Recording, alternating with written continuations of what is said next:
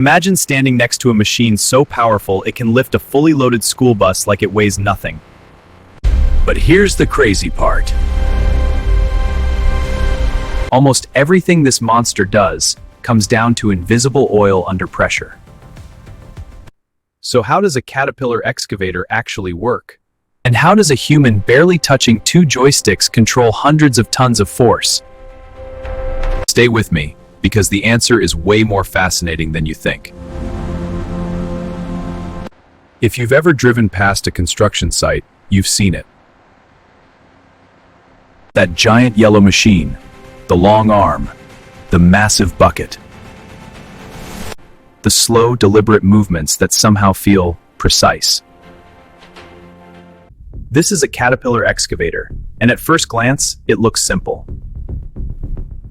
But inside this machine is a carefully balanced system of physics, engineering, and fluid power, all working together in perfect timing.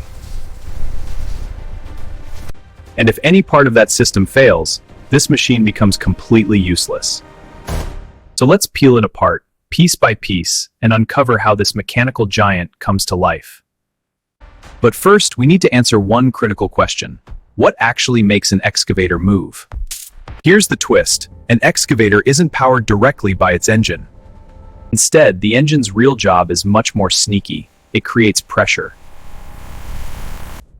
At the heart of every Caterpillar excavator is a diesel engine. This engine doesn't spin wheels, it doesn't move the arm, it doesn't lift the bucket. Instead, it spins a hydraulic pump, and this is where everything changes. Because hydraulic systems don't rely on electricity or mechanical gears to create force. They rely on something far more dangerous and powerful: pressurized hydraulic oil. Now here's something most people don't realize. Oil doesn't compress. That one fact is the secret behind the excavator's strength.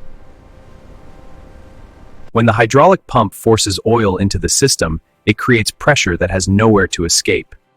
And that pressure is what turns small joystick movements into massive mechanical force. But pressure alone isn't enough. It has to be controlled, and that control starts in the cab. Inside the cab, the operator looks calm, almost relaxed. 2 joysticks, a few pedals, some switches. But every tiny movement of their hands sends commands through the machine. When the operator pushes a joystick forward, they're not moving the arm directly. They're opening a hydraulic control valve. That valve decides where the pressurized oil goes. Oil flows into a hydraulic cylinder. The cylinder extends. And suddenly, a steel arm weighing thousands of pounds starts moving with surgical precision. Pull the joystick back, the valve redirects oil to the opposite side of the cylinder. The arm retracts. Same system, opposite direction, and this happens dozens of times per second. Boom, stick, bucket, swing motor, tracks. Each one has its own hydraulic circuit. But here's the part that feels almost unreal. The operator doesn't control power, they control flow. The machine decides how much force to apply. And it does that using pressure sensors, relief valves, and load sensing systems working silently in the background. But if that pressure isn't managed correctly, things get dangerous. Imagine forcing too much oil into a cylinder.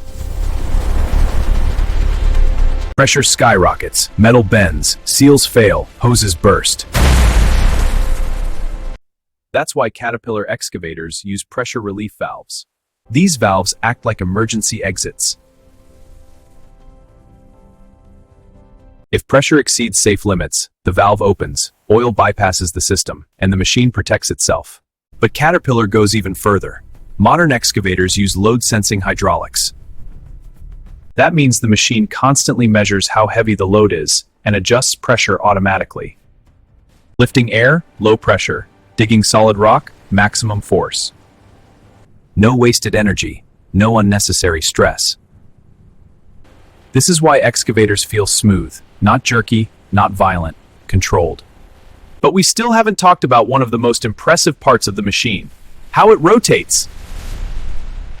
When an excavator turns, the entire upper structure rotates. Cab, engine, hydraulics, all spinning together on a massive slew ring bearing. This bearing supports incredible weight while allowing smooth rotation. But rotation isn't done with gears. It's powered by a hydraulic swing motor. Pressurized oil flows into the motor turns. And the entire top of the excavator rotates with precision. But here's the scary part. Without control, that rotation wouldn't stop. So Caterpillar uses hydraulic brakes and dampening systems. These slow the swing smoothly. No sudden stops, no violent jolts. Because at this scale, momentum is dangerous. But rotation is only half the story. The excavator still needs to move, and that happens at ground level. Excavators don't use wheels, they use tracks, and there's a reason. Tracks spread weight across a larger surface area. That means less ground pressure, which means better stability. Each track is driven by a hydraulic travel motor. Oil flows in, motor turns, and the track moves. Push one joystick forward, one track moves faster than the other.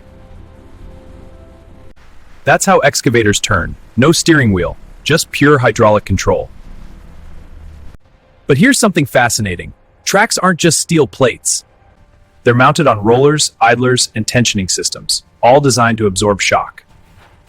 Because every time the bucket slams into the ground, those forces travel straight through the machine. And without proper damping, the excavator would destroy itself. Yet despite all this power, everything still comes back to one simple idea: oil under pressure. So here's the big realization. A Caterpillar excavator isn't really a machine. It's a system of controlled pressure. The engine creates flow, the hydraulics create force, the valves create precision. And the operator becomes the brain, guiding energy exactly where it needs to go. That's why these machines can dig trenches accurate to inches, while lifting tens of thousands of pounds. It's not brute force, it's controlled intelligence. And Caterpillar has spent decades perfecting that balance. Every hose, every valve, every cylinder, all tuned to work together. That's why these machines last for decades, working in heat, cold, dust, mud, day after day. So next time you see a Caterpillar excavator at work, don't just see a machine. See the invisible pressure, the engineering decisions, the physics happening in real time. All controlled by a human moving two small joysticks. If this breakdown helped you understand how powerful machines really work, you're going to love what we're building here at Xplainimate. Hit subscribe for more 3D engineered deep dives. And if you want to see what happens when this system fails, watch the next video.